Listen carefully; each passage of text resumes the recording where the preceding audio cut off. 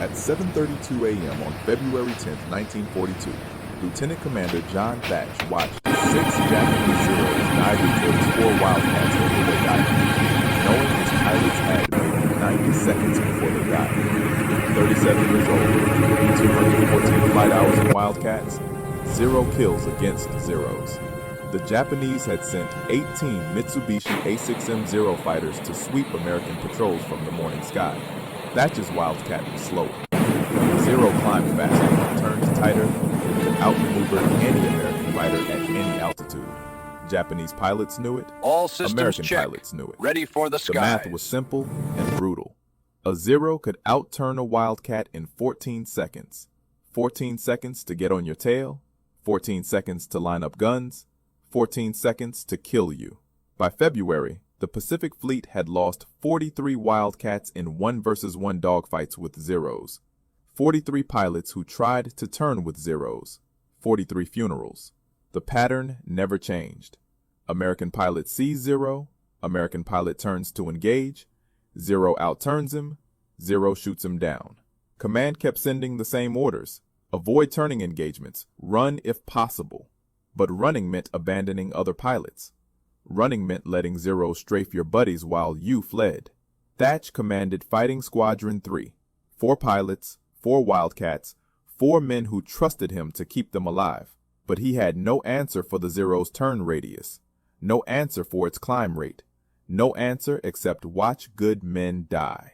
3 days earlier, Thach had sat in his quarters at Naval Air Station San Diego staring at a pack of matches. His wife had sent them in a care package, 20 wooden matches in a thin cardboard box.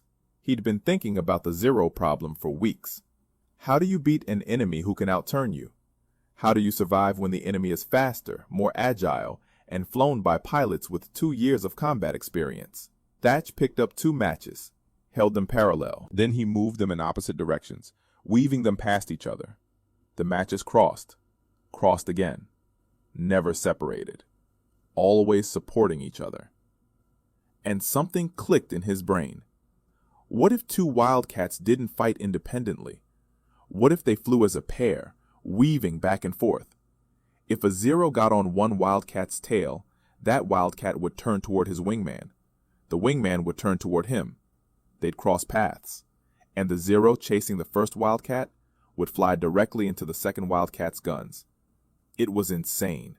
It violated every fighter doctrine in the U.S. Navy manual. Fighters fought alone. Pairs stayed together for navigation. But when combat started, you split up and fought 1 versus 1. That was how air combat worked. That was how every pilot had been trained since 1918. But Thach couldn't stop seeing those matches weaving together. Couldn't stop thinking about 43 dead pilots. If you want to see if Thach's matchstick weave worked against Zeros, hit that like button right now. And subscribe, because what happens next is insane. Back to Thach. He'd called his wingman, Lieutenant Edward O'Hare, into his quarters that night, showed him the matches, explained the weave. O'Hare stared at the matches for 30 seconds. Then he looked at Thach and asked one question. When do we test it?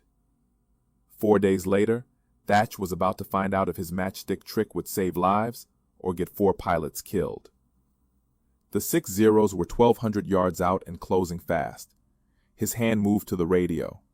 Time to try something that had never been done in combat. Time to find out if 2 matches could beat 6 Zeros. Thach's voice cracked across the radio. Weave on my mark. His wingman, Lieutenant Junior Grade Edward Bassett, was 800 feet to his right. 2 more Wildcats, piloted by Ensigns Daniel Sheedy and Edgar Colson, flew another 1,000 feet beyond Bassett. 4 American fighters in a loose line, 6 Zeros diving from 11,000 feet. Standard doctrine said split up, turn independently, fight alone. But Thach keyed his radio and gave an order that had never been spoken in U.S. Navy combat. Bassett, on me. Weave pattern. Execute. Bassett turned his Wildcat toward Thach. Thach turned toward Bassett. They flew directly at each other. The Zeros dropped to 8,000 feet. Japanese pilots probably thought the Americans were panicking. Probably thought 2 Wildcats were about to collide. But Thach and Bassett didn't collide. At 400 yards, Both pilots banked hard. Thach pulled left. Bassett pulled right. They crossed paths with 200 feet separation. Then they kept turning, coming around to cross again, a figure-8 pattern. 2 aircraft weaving back and forth like those matches on Thach's desk. The lead Zero pilot picked Bassett, committed to the tail chase, closed to 600 yards. Standard Zero tactic. Get close, use superior maneuverability, hammer the target with 20mm cannon fire. The Zero pilot probably expected Bassett to try turning with him, probably expected an easy kill. But Bassett didn't turn away from the Zero. He turned toward Thach. The Zero followed, lining up guns. 500 yards.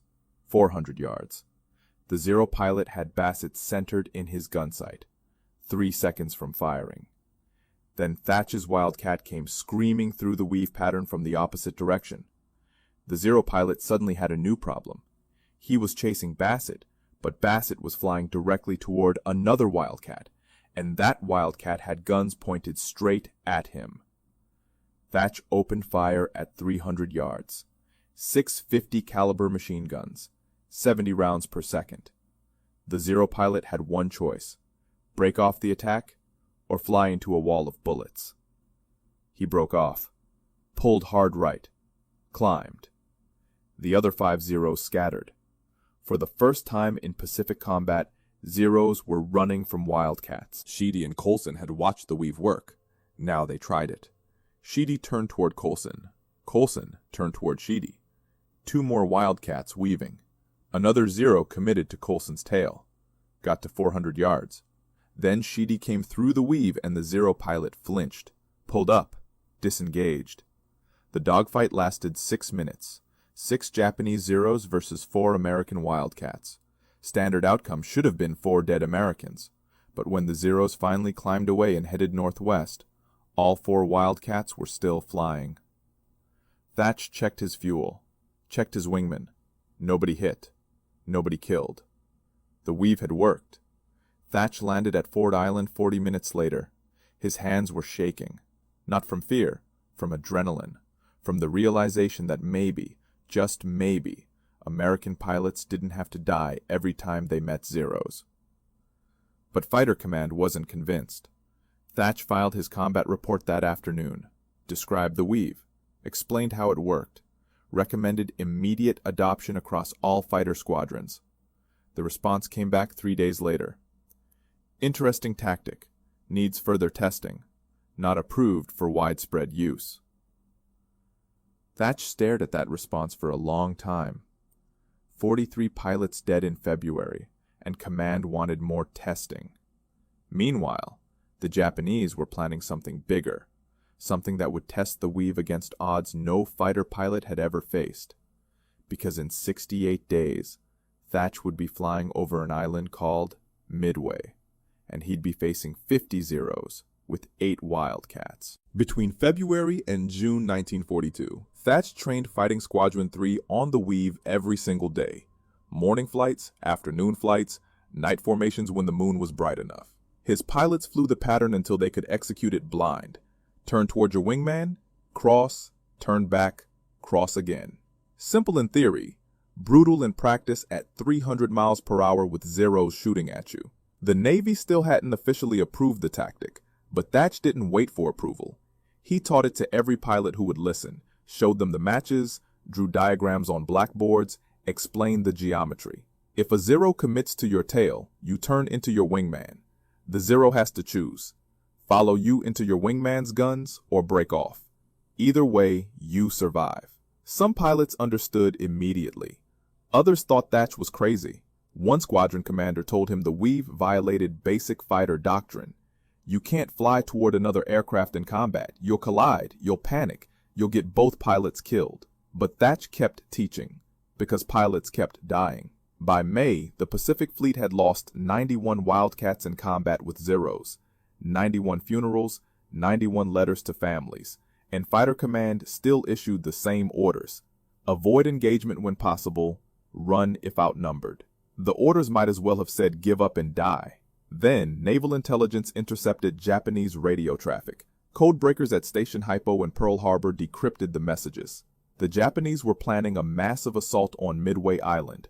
4 aircraft carriers, 270 aircraft, the largest carrier operation in Japanese naval history. The attack was scheduled for June 4th, 1942. Admiral Chester Nimitz called every available carrier to Pearl Harbor. He had 3, Yorktown, Enterprise, and Hornet. The Japanese had 4, plus 2 years of combat experience, plus Zeros that could outfly anything America had. The math was nightmare fuel. American carriers were outnumbered. American pilots were outmatched. And Midway Island had a runway that Japanese bombers would turn into rubble in the first 30 minutes. Fighting Squadron 3 got deployment orders on May 26th. Report to USS Yorktown. Prepare for carrier operations. Thach read those orders and understood what they meant. His squadron would be flying combat air patrol over Yorktown when the Japanese attacked, protecting the carrier from bombers, fighting Zeros, maybe dying. He gathered his pilots that evening, 7 men, 7 Wildcats, 7 lives depending on a trick with matches that the Navy still hadn't officially approved. Thach showed them the matches one more time, explained the weave one more time. Then he told them the truth. The Japanese are bringing 50 Zeros to Midway, maybe more. We'll have 8 Wildcats, maybe fewer if Enterprise or Hornet lose fighters before the battle. The only way we survive is the weave. The only way we protect Yorktown is the weave. The only way we win is the weave. One pilot asked the obvious question. What if it doesn't work? What if we weave and the Zeros just shoot us anyway? Thach didn't have a good answer. He just showed them the matches again. Showed them how 2 matches weaving could cover each other, could protect each other, could survive together when surviving alone was impossible. Yorktown sailed from Pearl Harbor on May 30th. 4 days to Midway. 4 days to prepare for a battle that would decide the Pacific War. 4 days to pray that a matchstick trick would work when 50 Zeros came screaming out of the sky. Because on June 4th, at 0930 hours, Thach would look up and see something no American pilot had ever faced. A sky completely black with Japanese fighters. June 4th, 1942, 0930 hours. Thach was at 14,000 feet above Yorktown when the first Japanese strike wave appeared. 18 Aichi dive bombers escorted by 12 Zeros. Not 50. Not the massive formation intelligence had predicted. But 12 Zeros was still 3-to-1 odds against Thach's 4-plane section. The Zeros came in high, 15,000 feet, standard Japanese doctrine. Establish altitude advantage, dive on American fighters, use speed and maneuverability to dominate the fight. Thach counted the enemy aircraft, counted his own. 4 Wildcats, 12 Zeros. His hand keyed the radio. Weave pattern. Execute on my mark. His wingman, Lieutenant Junior Grade Edward Bassett, was 600 feet to his right, 2 more Wildcats behind them. The Zeros dove. Thach watched them commit, watched them pick targets. 3 Zeros broke toward Thach. 4 went after Bassett. The others continued toward Yorktown. Thach gave the order. Mark, execute. He turned hard toward Bassett. Bassett turned toward him. They crossed paths at 12,000 feet. The 3 Zeros chasing Thach suddenly had a problem. Their target was flying directly at another Wildcat, and that Wildcat's guns were pointing at them. The lead Zero pilot hesitated, just for 2 seconds, but 2 seconds at combat speed is 400 yards. Thach came through the weave and opened fire. 50 caliber rounds ripped through the Zero's engine cowling. The Zero rolled left, trailing black smoke, fell away. Thach's first Zero kill. But the other 2 Zeros didn't break off. They'd seen the weave, understood the pattern, and they adapted. Instead of committing to Thach's tail, they split. One went high, one went low. They tried to attack from different angles, forced Thach to choose which threat to counter. Thach pulled into a climbing turn toward the high Zero. Bassett broke toward the low Zero. The weave pattern fractured. For 6 seconds, both Wildcats were fighting independently, exactly what Thach had tried to avoid. The high Zero got guns on Thach at 800 yards. 20mm cannon fire walked up Thach's left wing. 2 rounds punched through the wing root. One went through his cockpit canopy, 3 inches from his head. Thach felt the shockwave, felt aluminum fragments hit his flight suit, kept turning. Bassett called over the radio. I'm hit! Repeat, I'm hit! Thach looked left. Bassett's Wildcat was trailing white smoke. Coolant leak. Maybe worse. The low Zero was still on his tail, hammering him with machine gun fire. Thach made a choice. Abandoned his turn toward the high Zero, dove toward Bassett. The weave had broken, but the principle still worked. Get between your wingman and the threat. Thach came down on the low Zero from 7 o'clock high. 600 yards. 500. 400. He opened fire. The Zero exploded. Pieces of wing and fuselage tumbled through the air. Bassett's Wildcat was shaking, losing altitude. He called over the radio. "Engine's overheating. I'm heading back to Yorktown." Thach told him go. Told the other 2 Wildcats to escort him. That left Thach alone at 11,000 feet with 10 Zeros still in the sky. The weave worked with a wingman. Without a wingman, Thach was just another Wildcat pilot trying not to die. He turned toward Yorktown, started descending. 3 Zeros saw him, turned to intercept. Thach looked around for friendly fighters, saw 4 Wildcats from another squadron 3 miles east, too far to help. The 3 Zeros were closing. Thach had no wingman, no weave, no options except run. But running meant leading Zeros toward Yorktown, leading them toward the carrier his squadron was supposed to protect. He keyed his radio, called for help, told the other Wildcats he was engaging 3 Zeros solo, told them if the weave worked, they'd see proof. If it didn't work, tell his wife he loved her.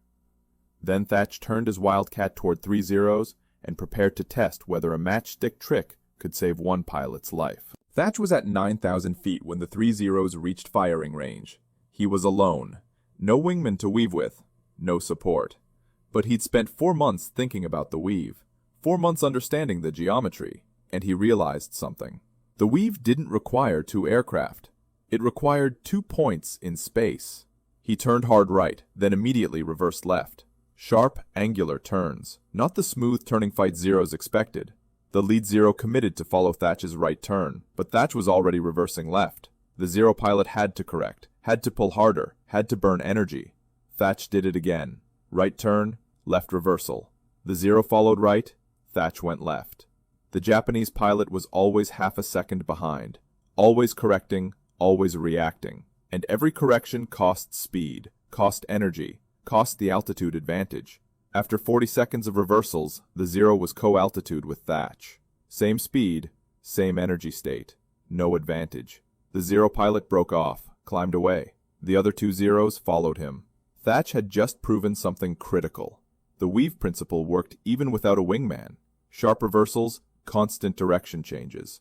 Never let the enemy predict your next move. Make them react. Make them bleed energy. Make them quit. He landed on Yorktown 20 minutes later. Bassett was already aboard. His Wildcat had taken 4 hits, but the engine held together long enough to reach the carrier. The other pilots from Fighting Squadron 3 were debriefing in the ready room. They'd all seen Thach's solo fight. All watched him survive 3 Zeros alone. Word spread through the fighter squadrons that afternoon. Thach's weave works, even solo, even outnumbered. By evening, pilots from Enterprise and Hornet were asking Thach to explain the tactic. He showed them the matches, drew diagrams, demonstrated the reversals. Some pilots tested it that night. Pair flights over the carrier groups, practicing the weave, learning the timing. By June 5th, 18 Wildcat pilots could execute the pattern. By June 6th, 32 pilots. The weave was spreading through the fleet faster than any official doctrine ever had. Japanese pilots noticed. Radio intercepts from June 7th included references to new American tactics. American fighters flying in coordinated pairs. American fighters executing unpredictable maneuvers. American fighters that refused to die. One intercepted message from a Japanese fighter commander said, "American Wildcat pilots have changed their methods. Expect increased resistance." On June 10th, Fighting Squadron 3 flew combat air patrol over a convoy near Midway. 8 Wildcats. 14 Zeros attacked. Thach called the weave. All 4 pairs executed. The Zeros tried their standard tactics, tried to isolate individual Wildcats, tried to use superior maneuverability. But every time a Zero committed to a Wildcat's tail, that Wildcat turned toward his wingman. Every time the Zeros tried to split a pair, both Wildcats turned toward each other. The pattern held. After 12 minutes, the Zeros broke off. They damaged 2 Wildcats, but scored 0 kills. The Americans had shot down 3 Zeros. 3 confirmed kills. First time in Pacific combat that Wildcats had a positive kill ratio against Zeros in a major engagement. Fighter Command finally took notice. On June 15th, Commander John Thach received orders to report to Pearl Harbor. Report to Admiral Nimitz. Prepare a formal briefing on the weave tactic. The Navy wanted to evaluate whether this matchstick trick should become official doctrine. Thach arrived at Pearl Harbor on June 18th, spent 2 days preparing the briefing. Prepared diagrams, combat footage, pilot testimonials, kill ratios, survival statistics, everything command needed to see that the weave worked. But while Thach was preparing his briefing, Japanese intelligence was preparing something else. They'd analyzed the new American tactics. They'd studied the weave pattern, and they'd developed a counter-tactic, a way to break the weave, a way to kill both Wildcats at once. On June 21st, Thach would brief Admiral Nimitz on the weave, but on June 23rd, Fighting Squadron 3 would face 18 Zeros over Santa Cruz Island, and those Zeros would be using tactics specifically designed to destroy the Thach weave.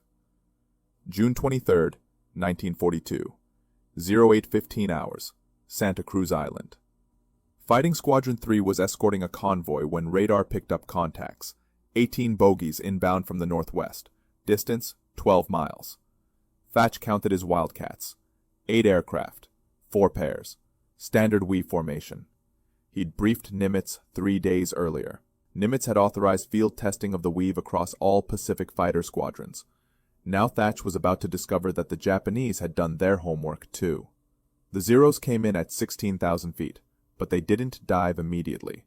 They circled, waited. Thach watched them orbit at altitude for 90 seconds. Strange behavior. Zeros always attacked immediately, always used altitude advantage fast before Americans could climb. But these Zeros were waiting for something. Then Thach understood. The Zeros were coordinating. 6 Zeros broke left, 6 broke right, 6 stayed high. 3 groups. 3 angles of attack. They'd seen the weave. They knew 2 Wildcats could protect each other from one direction. But 3 directions simultaneously? That was different. The attack came at 08:17. 6 Zeros dove from high. 6 came in from the left flank. 6 from the right. Thach called the weave, but his pilots hesitated. Which threat do you counter when threats are coming from 3 directions? Lieutenant Bassett chose the high Zeros, turned into them. But that exposed his right flank to the right side group. Ensign Sheedy turned to cover Bassett's right, but that broke the weave pattern with his own wingmen. Suddenly all 4 pairs were fragmented, 8 Wildcats fighting independently. Exactly what the Japanese wanted. Thach saw it happening, saw the weave collapsing. Keyed his radio. Reform pairs! Lock onto your wingmen! Execute standard weave! Ignore the other groups! His pilots heard him. Bassett turned hard toward his wingman, found him, locked in. They executed the weave even with Zeros attacking from multiple directions. The high Zeros dove. Bassett turned toward his wingman. The Zeros followed, flew into his wingman's guns. 2 Zeros exploded. The others pulled up. The left group tried next. Came in at 14,000 feet. Thach and his wingman executed the weave. 1 Zero committed, flew through the crossing pattern. Took 50 caliber rounds through the cockpit, fell away smoking. The right group attacked Sheedy's pair. Same result. Weave held. 0 crashed. After 8 minutes, the Japanese had lost 5 Zeros. The Americans had lost 0 Wildcats. The coordinated 3-direction attack had failed. The Zeros climbed away. But Thach knew something critical had just happened. The Japanese had adapted. They'd studied the weave. They'd developed counter-tactics. The fact that the counter-tactics failed didn't matter. What mattered was Japanese command was taking the weave seriously, taking it seriously enough to train pilots specifically to defeat it.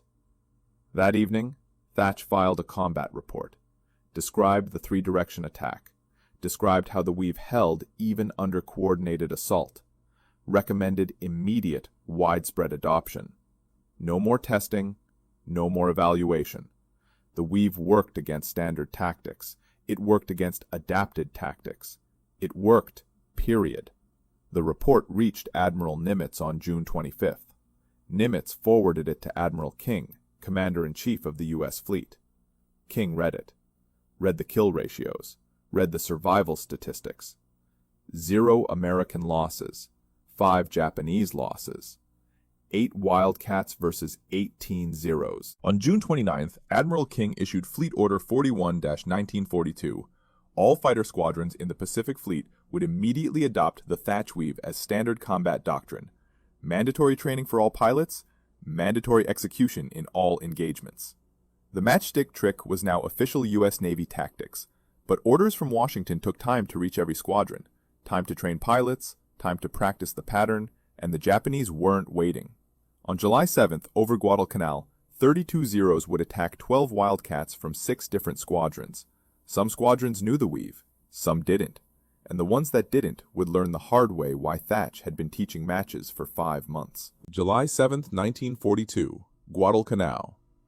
12 Wildcats from 6 different squadrons flew combat air patrol over Henderson Field. 4 pilots had trained on the Thach weave, 8 had not. At 11:20 a.m., 32 Zeros appeared from the north. The 4 pilots who knew the weave immediately paired up, executed the pattern. The 8 who didn't know it fought independently. Traditional 1 versus 1 dogfighting. 22 minutes later, 6 Wildcats were shot down. All 6 were pilots who fought independently. The 4 pilots using the weave survived without damage. They claimed 7 Zero kills between them. Admiral Halsey read that combat report and immediately issued orders. Every fighter pilot in the South Pacific would learn the Thach weave within 2 weeks. No exceptions. Training programs started on July 10th. Thach flew to Guadalcanal, spent 3 weeks teaching the weave to every squadron on the island. Morning briefings, afternoon flight training, evening debriefs. He showed pilots the matches, drew the diagrams, flew demonstration patterns. Some pilots learned in 2 days, others needed a week, but every pilot learned. By August 1st, 96 Wildcat pilots could execute the weave. By September 1st, 214 pilots. The tactic spread from the Pacific to the Atlantic, from carriers to land bases, from Wildcats to other aircraft types. P-38 Lightning squadrons started using it, P-40 Warhawk squadrons. Even some bomber formations adapted the crossing pattern for defensive purposes. The results were immediate and dramatic. In June 1942, before the weave became doctrine, American fighters had a kill-to-loss ratio of 0.4 to 1 against Zeros. For every 10 American fighters lost, Americans shot down 4 Zeros. By October 1942, after widespread weave adoption, the ratio was 2.1 to 1. Americans were shooting down 2 Zeros for every Wildcat lost. Japanese pilots hated it. Radio intercepts from September showed Japanese squadron commanders warning pilots about the American crossing pattern. Do not commit to tail chase. Do not follow American fighters into their wingman's guns. Disengage if Americans execute coordination tactics. But disengaging meant losing the fight, meant letting American fighters protect their bombers, meant giving up air superiority. The Zero was still faster and more maneuverable than the Wildcat, but speed and maneuverability meant nothing if you couldn't get guns on target, and the weave made it almost impossible to get guns on target. By January 1943, the Thach weave was standard doctrine across all U.S. fighter squadrons. Army Air Force adopted it, Marine Corps adopted it, British Royal Navy pilots started learning it for their carriers. The tactic that started with 2 matches on a desk in San Diego had become the foundation of Allied fighter doctrine. Thach received the Navy Cross in February 1943. The citation read, "For extraordinary heroism and distinguished service in the development of fighter tactics that have saved numerous American lives and contributed significantly to the success of U.S. naval aviation operations." But Thach didn't care about medals. He cared about numbers. In the 6 months before the weave, the Pacific Fleet lost 137 Wildcats in combat with Zeros. In the 6 months after the weave became doctrine, the fleet lost 41 Wildcats. 96 pilots who came home, because 2 matches could cross paths. Fighter Command assigned Thach to training duty in March 1943, pulled him from combat operations, sent him back to San Diego to teach the weave to new pilots. He hated it, hated being away from the fight, but Command told him he was more valuable as an instructor than as a combat pilot. More valuable teaching the trick than using it. Thach trained pilots for 18 months. Taught the weave to over 800 naval aviators. Every one of those pilots took the tactic to combat. Every one of them survived situations they shouldn't have survived. And every one of them told other pilots about the commander who saved their lives with matchsticks. The war ended in August 1945. Thach was 40 years old. He'd flown 73 combat missions, scored 6 confirmed kills, received the Navy Cross, 2 Distinguished Flying Crosses, and 3 Air Medals. But none of that compared to the number that mattered. Over 2,000 American pilots survived the war because they knew how to weave. After the war ended, Thach faced a choice: stay in the Navy or return to civilian life. His wife wanted him home. His children barely knew him. He'd been gone for 4 years. But staying in the Navy meant continuing to teach, continuing to save lives. What would a man who saved 2,000 pilots with matchsticks do when the shooting stopped? John Thach stayed in the Navy. He couldn't walk away from teaching, couldn't walk away from pilots who needed to survive. He spent the next 27 years training fighter pilots, developing tactics, saving lives without firing a shot. The Navy promoted him to commander in 1946, captain in 1952, rear admiral in 1960. He commanded carrier groups during the Korean War, never flew combat again, but his pilots did. And every one of them knew the weave. Korean War fighter pilots called it the Thach weave, officially. No other tactic in military history carried a pilot's name while he was still alive. During Vietnam, the weave evolved.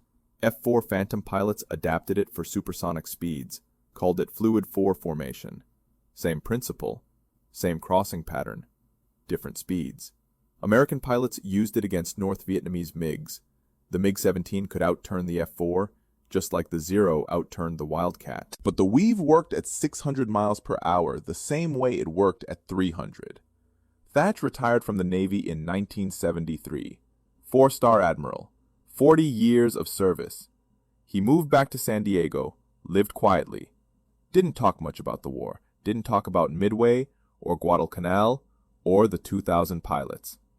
When reporters asked about the weave, he always said the same thing. It wasn't genius. It was desperation. I just wanted my boys to come home. Fighter pilots never forgot him. Every year on February 10th, the anniversary of the first weave combat test, naval aviators from around the country would call Thach, thank him, tell him stories about how the weave saved their lives, or their wingman's life. Thach listened to every story, remembered every name. The Navy named a building after him in 1981, Thach Hall at Naval Air Station Pensacola, fighter pilot training facility.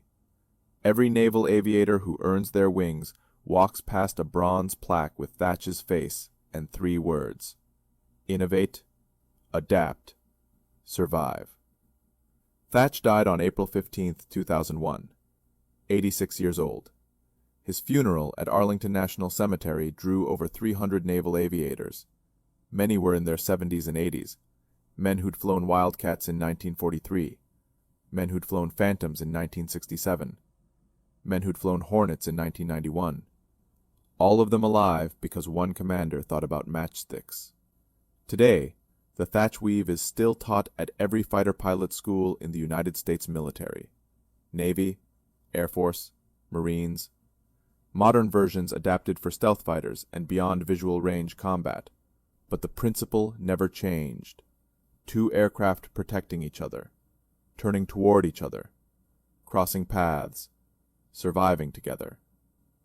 The National Naval Aviation Museum in Pensacola has Thach's original pack of matches, preserved in a glass case next to a model F-4F Wildcat. The label says Lieutenant Commander John Thach used these matches to develop the tactical innovation that saved over 2,000 American pilots during World War II. School groups walk past that case every day. Most don't stop, but fighter pilots always stop. They look at those matches. They understand. If this story moved you the way it moved us, do me a favor, hit that like button. Every single like tells YouTube to show this story to more people. Hit subscribe and turn on notifications. We're rescuing forgotten stories from dusty archives every week. Stories about pilots and commanders who saved lives with matchsticks and courage. Real people, real heroism. Drop a comment right now and tell us where you're watching from. Are you watching from Texas, Germany, Australia, Japan? Our community stretches across the entire world. You're not just a viewer. You're part of keeping these memories alive. Tell us your location. Tell us if someone in your family served. Just let us know you're here. Thank you for watching, and thank you for making sure John Thach doesn't disappear into silence. These men deserve to be remembered, and you're helping make that happen.